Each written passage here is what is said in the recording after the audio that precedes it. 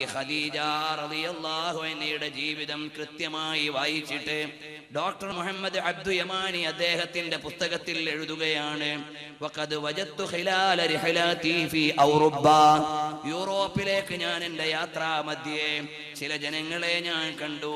ബഅദന്നാസില്ലദീന അസ്ലമൂ ഫിൽ ഗർബി, പാശ്ചാത്യ ലോകത്ത് നിന്ന് ഇസ്ലാമിലേക്ക് വന്ന ചില ആളുകളെ ഞാൻ കണ്ടു.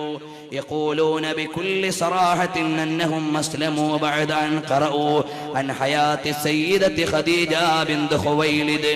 ഖദീജ റളിയല്ലാഹു അൻഹയുടെ ജീവചരിത്രം വായിച്ചിട്ട് ഇസ്ലാമിലേക്ക് വന്ന ഒരുപാട് ആളുകളെ എനിക്ക് യൂറോപ്പിൽ വെച്ച് കാണാൻ കഴിഞ്ഞു എന്ന് ഡോക്ടർ യമാനി എഴുതി വെക്കുമ്പോ റഹ്മത്തുൽ ലിൽ ആലമീൻ മുഹമ്മദുർ റസൂലുള്ളാഹി സല്ലല്ലാഹു അലൈഹി വസല്ലം തങ്ങളെ പ്രിയപ്പെട്ട ഖദീജ റളിയല്ലാഹു അൻഹയുടെ ജനാസ കൊണ്ടുപോയി മക്കയുടെ സമീപം കഅബാലയത്തിൽ നിന്ന് നടക്കാൻ ദൂരമുള്ള ഹുജൂൻ എന്ന് പറയുന്ന പ്രദേശത്ത് കൊണ്ടുപോയി ഖബറടക്കി. അഥവാ ജന്നത്തുൽ മുഅല്ലയിലാണ് ഖദീജ റളിയല്ലാഹു അൻഹയുടെ ഖബർ കിടക്കുന്നത്.